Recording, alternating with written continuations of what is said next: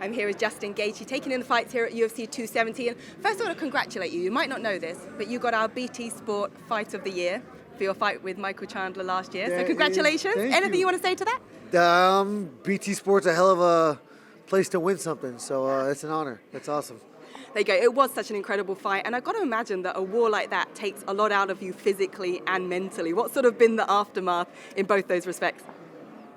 To be completely honest with you, I felt like that was kind of a boring fight when I was in there. Yeah, it just makes no sense. It's the first time I've ever wanted to win more than to knock somebody out.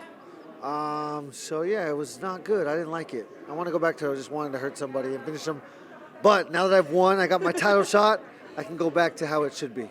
Well, let's talk about that now. You get to fight Charles Oliveira. Now, Dana White said you are the next one for that title shot. Yeah. How confident do you feel in that? Is there a date in mind or a time frame in mind for that? And has it been signed or promised to you 100%? Nothing's been signed. Nothing's been promised other than what you've heard and what I've heard. They're a big business, and there's a lot of fights that are going to happen between now and then. So they're still, working their way down to Brazil. I just saw today they announced Glover and Yuri. Mm-hmm. So that tells me they're working on this fight card. So I am expecting a call any day.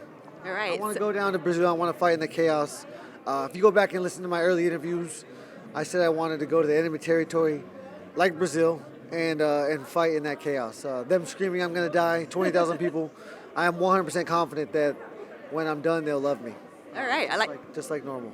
I like to hear this. So you get another shot at gold here. What do you feel? You now have watched Charles Oliveira for many years, I'm sure. You know, his fight against Dustin Poirier was incredible. What do you think of him as a fighter at this point? Because you did doubt him at one point going into that last fight. I mean, I like what I see. I mean, at the end of the day, what I said was true, But he's grown. He's come a long ways. He's grown up. He's a man now. He's a man with confidence. And so that's what I believe is the biggest factor, biggest difference between, the guy that I was talking about and this dude. So yeah, I'm excited to face that challenge. And when you spoke to him backstage, you had an encounter with him after he beat Dustin, obviously. What words were said between the two of you then? I mean, it seemed respectful. Yeah, it's going to be, I don't fight for free, and so the last thing you're ever going to do is see me have a confrontation right there, especially when he just came out of, a fight. He just won the world championship. I told him congratulations. I told him he deserved it, and that I think that was about it. But yeah, it was hard because you got the language barrier. Yeah. We were talking through translators, talking with emotions, and with translators and emotions, messages get lost. So I'm not sure what exactly was said. I understand. Look, I want to ask you this, and forgive me for asking, because I'm sure other people have said it as well. There's talk that, if Conor McGregor's fit and comes back in the summer, Charles himself has said, he wants the red panty night, he wants the money fight as well. Is there any fear that he could leapfrog you and take that title shot? And if that was to be the case, would you wait and sit it out? I don't know. I don't want to talk about it. Yeah. The only reason it's even almost, is because you guys keep asking me about it. You guys keep talking about it. You're really just doing your job, and it's just to create a story. He's irrelevant right now. He's got a broken leg. With that question, you have to question the integrity, and you as a journalist have to stand behind it, and that it should never happen, and you should do everything to keep it from happening.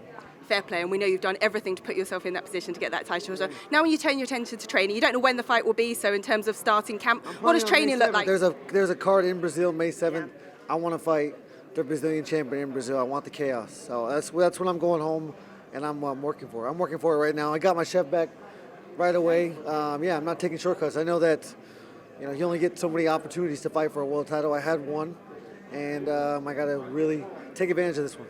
And what does training look like for Charles? Obviously, we know his submission prowess. He's proven himself a great striker as well, but we know what you can do. What does that sort of game plan or strategy look like going into training camp?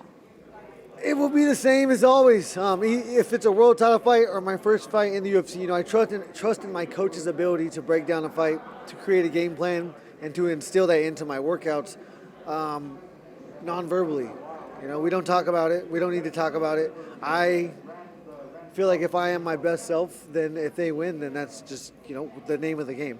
At the end of the day, I can only ask to be my best, and I'm going to concentrate on that from now. I think it's about 13 weeks. So I have a lot of time, a lot of minutes to be perfect for 25 minutes. So could Trevor Whitman be looking at having 3 world champions this year? Yeah, it's an opportunity, it's a possibility.